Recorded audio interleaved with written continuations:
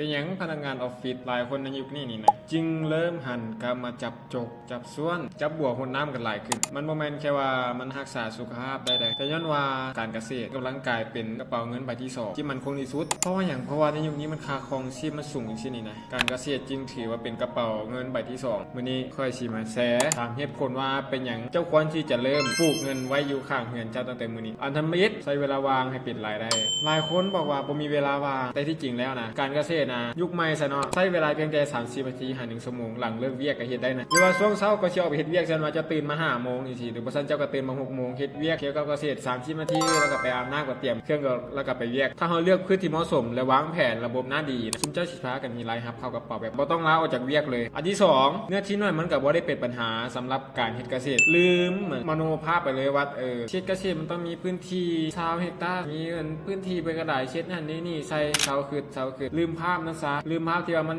พื้นที่มันไกลจนสุดลูกหูลูกตาไปก่อนซะยุคนี้นี่นะมีแต่ระเบียงห้องธรรมดาก็เฮ็ดได้เนื้อที่หลังเงินขนาด1/2 ตารางเมตรจังซี่ก็สามารถปลูกผักอินทรีย์หรือว่าให้เป็นต้นอ่อนขายเนื้อที่หน่อยควบคุมคุณภาพได้หลายกว่าปลูกได้หลายเฮกตาร์ควบคุมแมงไม้ได้แห่งพื้นที่หน่อยสำหรับแห่งควบคุมได้ง่ายแล้วเฮาสิจัดสรรพื้นที่ได้ง่ายอีกระบบน้ำอีหยังก็เฮาก็บ่ต้องได้ลงทุนอีหยังล่ะเมื่อเจ้าเฮ็ดแบบนั้นแล้วแต่ตัวที่3ที่ตามมาคือเกษตรปลอดภัยตลาดต้องการโตจริงตลาดบ่ได้ต้องการเพียงแต่โตประกอบเป็นผู้ใดก็ย่านสารเคมีมันนั่นแหละถ้าหากว่าเจ้าปลูกผักแบบอินทรีย์หรือว่าปลูกผักแบบปลอดสารเจ้าเองก็กินแม่นบ่ล่ะก็เป็นคันว่าเจ้าใส่เคมีเจ้าสิกินบ่เจ้าก็บ่กล้ากินหรือบ่ซั่นเจ้าก็บ่กินเลยมันก็บ่ต่างหยังจากคนอื่นดอกคนอื่นเขาก็บ่กล้ากินคือจังเจ้าหั่นล่ะคันว่าจะปลูกผักออร์แกนิกได้แท้นะหมู่คนข้างบ้านเขาก็อยากซื้อเขาก็อยากกินคือกันเมื่อจะมีสินค้าแล้วเจ้าไปบอกกับคนนั้นคนนี้บอกกับหมู่ร่วมงานของเจ้าบอกกับเพื่อนร่วมงานเจ้าว่าค่อยปลูกอันนี้ไว้ได้จะกินบ่จองไว้ได้เลยในตลาดได้เลยลูกค้าเช็คอยู่โฮมเวิร์กกับเจ้าคือให้เจ้านะลองไปย่างสำรวจอ้อมเฮือนมึงดูว่า